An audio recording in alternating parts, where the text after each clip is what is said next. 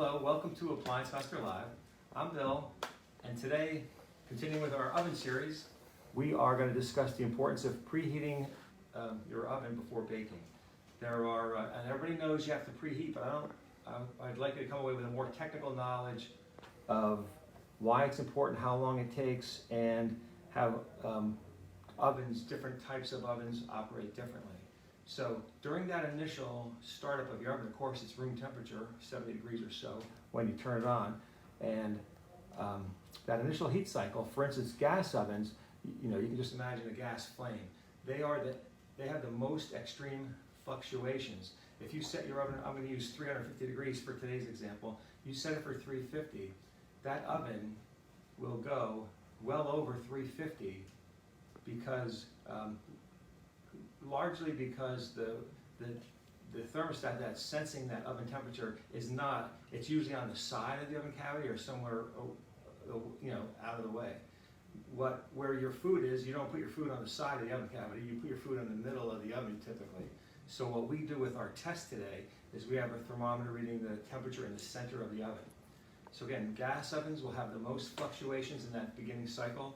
Electric ovens with the cal rod elements, you've seen the red elements. Sometimes you see them, sometimes they're hidden in the walls, but they're a little bit more stable than gas on the initial preheat cycle. But the best oven for the most accurate, even temperatures during preheat and even after and baking are a dual fuel, which uses both gas and electric to deliver a more steady temperature, not only during preheat, but even during the entire bake cycle. So in our test lab, we set up this happens to be a Wolf dual fuel oven. And what we do is, we had an iPad, this was toward the end, this cycle we ran past 30 minutes. So an iPad with a timer, we had our thermometer with the probe, you can see the probe goes down, attach it to the center rack, an oven rack in the center of the oven.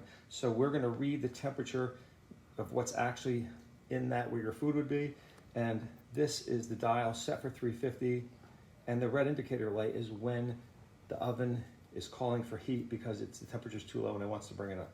So that's a Wolf dual fuel. It's going to be it's a high-end premium oven, and it's going to deliver more stable operating temperatures. So with that setup, here's the data that we collected over those 30 some odd minutes. Of course, we have minutes on the bottom, temperature on the right, on this side, your left, and so again, we're aiming at 350 degrees. That's where we set it. And again, you turn it on, you're going to be near room temperature, and for about, I think we have 17 minutes. For 17 minutes, both the electric and gas are on, and we're achieving this straight line up until we reach beyond 350. This happens to shut off the heat at 365 degrees.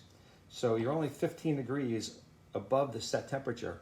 On a gas oven, this is going to be much higher. It might be 380, 390. It may be, depending on the oven, the quality of the construction, it could be much higher.